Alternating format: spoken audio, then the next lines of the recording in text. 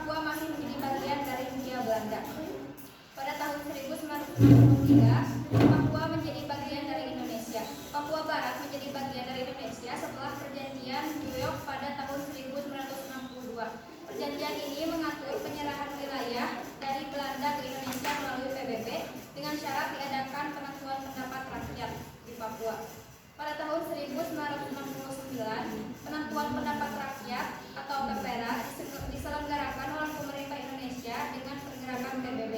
Hasilnya menunjukkan bahwa mayoritas mendukung integrasi dengan Indonesia, tetapi prosesnya kontroversial karena tidak sepenuhnya demokratis. Pada tahun 1970-an, awal pergerakan OPM. OPM mulai aktif melakukan perlawanan senjata melalui pemerintah Indonesia. Gerakan ini mendapatkan dukungan dari sebagian masyarakat yang merasa tidak puas dengan hasil PPRA dan kebijakan pemerintah pusat. Pada tahun 1980 sampai 1990, OPM semakin memperkuat basis gerilya di wilayah pegunungan Papua. Mereka melakukan serangan terhadap pos militer dan infrastruktur pemerintah. Sementara pemerintah Indonesia merespon dengan operasi militer. Pada tahun 2000-an, tuntutan untuk dialog damai antara OPM dan pemerintah Indonesia mulai meningkat. Di saat yang sama, ada yang tekanan internasional yang lebih besar terhadap Indonesia terkait pelanggaran hak asasi manusia di Papua. Pada tahun 2019, kedatangan dan kerusuhan di Papua. Ketegangan meningkat setelah insiden rasisme terhadap mahasiswa Papua di Surabaya yang memicu kerusuhan di berbagai kota dan Papua Barat. OPM terlibat dalam beberapa aksi kekerasan selama termasuk serangan terhadap pekerja sipil dan militer. Pada tahun 2020-an hingga saat ini, konflik antara OPM dan pemerintah Indonesia masih terus berlanjut. Pemerintah Indonesia telah melabeli OPM dan kelompok-kelompok terkait sebagai organisasi teroris. Sementara itu, OPM tetap melanjutkan perjuangan mereka untuk kemerdekaan Papua melalui berbagai cara, baik secara militer maupun diplomatik.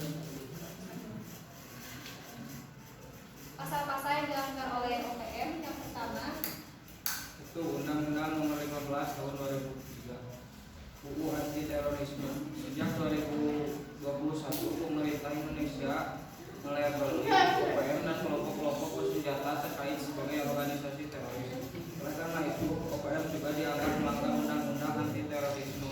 Mereka dapat dihukum berdasarkan UU Nomor 15 Tahun 2003 tentang pemberontakan tindak pidana terorisme yang mencakup berbagai tindakan kekerasan yang menimbulkan ketakutan di masyarakat.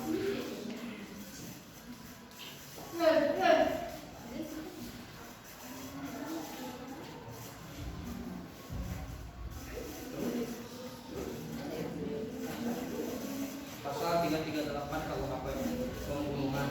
Pasal 338 mengatur hukuman bagi siapa saja yang secara sengaja menghilangkan nyawa orang lain. Banyak tindakan kekerasan yang dilakukan oleh kelompok bersenjata terkait OPM yang dapat dikategorikan sebagai pembunuhan dan karenanya dapat dikenakan pasal ini.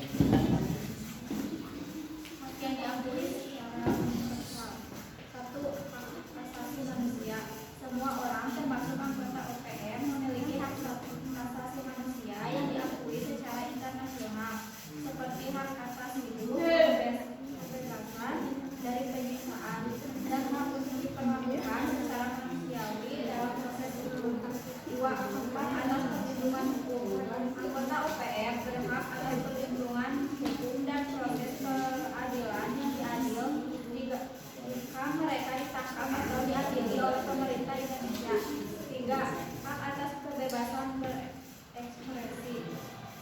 Secara umum, hak kebebasan berpendapat dan berekspresi diakui meskipun di Indonesia. Kegiatan yang mendukung separatisme seperti yang dilakukan oleh OPM bisa dianggap sebagai tindakan pidana. 4. Hak untuk memperoleh suaka. Anggota OPM yang melarikan diri ke negara lain mungkin mencari suaka berdasarkan hak untuk bebas dari penganiayaan.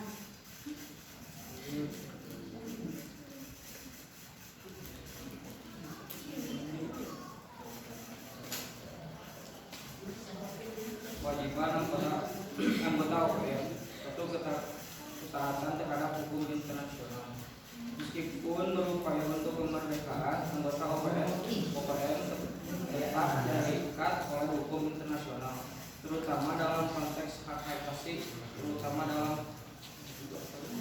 dan hukum militer. Mereka wajib menghormati hak-hak warga sipil dan tidak melakukan kejahatan perang. 2. Menghindari tindakan kekerasan.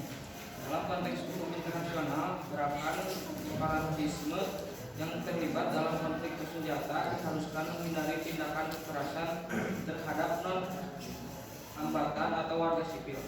3. Kewajiban untuk memenuhi hukum nasional.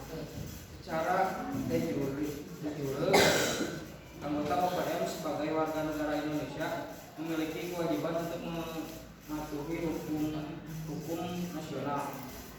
Meskipun mereka secara eksplisit menolak legitimasi pemerintah Indonesia di Papua.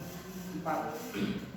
Kewajiban untuk mencapai penyelesaian damai. Ada kewajiban moral dan dalam beberapa konteks hukum untuk berusaha menyelesaikan konflik melalui cara-cara damai, termasuk dialog dan negosiasi daripada menggunakan kekerasan.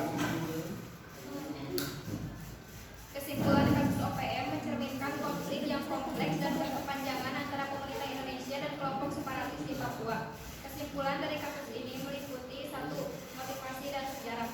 OPM dibentuk pada awal 1960-an dengan tujuan utama memproklamasikan kemerdekaan Papua dari Indonesia yang mereka anggap sebagai hasil penjajahan baru setelah pengalihan dari Belanda ke Indonesia. Motif utamanya termasuk ketidakpuasan terhadap integrasi politik dan ekonomi serta masalah pelanggaran hak asasi manusia di Papua. Yang kedua, konflik berkepanjangan. Konflik antara OPM dan pemerintah Indonesia telah berlangsung selama beberapa dekade dengan periode kekerasan yang separatis dan intens. Ini melibatkan bentrokan antara kelompok separatis dan aparat keamanan Indonesia serta dampak besar bagi masyarakat sipil di wilayah tersebut.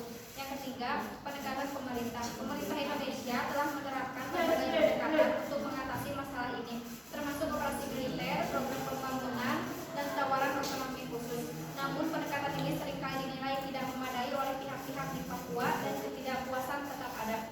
Yang keempat, dinamika sosial dan politik. Isu Papua sangat terkait dengan dinamika politik domestik Indonesia dan geostrategi regional. Berbagai upaya untuk menyelesaikan konflik menghadapi tantangan dari ketidakstabilan politik, perbedaan kepentingan, dan permasalahan hak asasi manusia. Yang terakhir, pentingnya dialog. Untuk penyelesaian konflik ini, banyak pihak berpendapat bahwa dialog terbuka dan inklusif antara pemerintah Indonesia dan perwakilan Papua, termasuk OPM, adalah langkah yang krusial. Solusi yang berkelanjutan memerlukan pengakuan hak-hak politik, sosial, ekonomi, dan masyarakat Papua serta perlunya pembangunan yang adil. Sekian presentasi dari kelompok kami. Apakah ada yang ditanyakan? Izin menjawab pertanyaan nomor 1, yaitu pertanyaan dari Anggun. Secara umum OPM itu yang berupaya untuk memisahkan diri itu bukan hanya Papua Barat, tetapi mencakup seluruh bagian Papua, yaitu Papua Barat, Papua Tengah, Papua Pegunungan, dan Papua Selatan. Tetapi sampai saat ini Papua dan seluruh bagian Papua itu tetap berada di bawah administrasi Indonesia dan belum ada perubahan resmi dalam status politik. Cukup.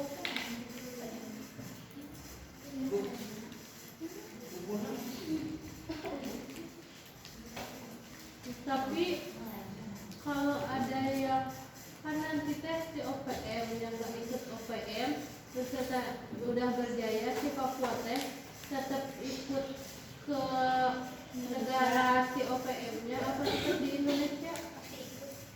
Aku nggak mau. Paksa merekrut Papua sesuai kepercayaan. Kalau yang udah jadi menteri di Papuanya, Hah? kalau yang udah jadi menteri udah kaya tetap mau. Tanya sendiri aja ya. Selanjutnya saya akan menjawab pertanyaan dari Sabila. Pasal yang melanggar selain yang telah disebutkan. Pasal 3 KUHP membantu tindakan makat, mengatur bahwa siapa saja yang membantu atau memberikan dukungan terhadap tindakan makar juga dapat dihukum pasal 108 KUHP menyatakan bahwa tindakan memberontak terhadap pemerintah yang sah juga merupakan tindakan pidana. Pembentukan yang dilakukan bersama-sama dapat dikenakan hukuman penjara. Yang ketiga, pasal 170 KUHP kekerasan bersama terhadap orang atau barang mengatur tentang kekerasan yang dilakukan oleh sekelompok orang secara bersama-sama terhadap orang atau barang. Jika OPM atau sekelompok yang berafiliasi dengan mereka melakukan tindakan kekerasan yang melibatkan banyak orang, mereka bisa dikenakan pasal ini. Bu. Selanjutnya saya ingin menjawab pertanyaan dari Najwa. Kenapa Papua susah diberantas dalam kasus OPM? 1. Geografi dan topografi. Papua memiliki medan yang sangat sulit dan terpencil dengan banyak hutan, pegunungan, dan sungai. 2. Isu sosial dan politik. Ada ketidakpuasan mendalam di antara sebagai besar penduduk Papua terkait dengan sejarah, perlakuan, dan kebijakan pemerintah pusat. Ketidakadilan sosial, ekonomi, dan politik turut memperburuk konflik. 3. Kesenjangan ekonomi. Papua seringkali mengalami kesenjangan ekonomi yang besar dibandingkan dengan daerah lain di Indonesia. Keterbatasan dalam pembangunan infrastruktur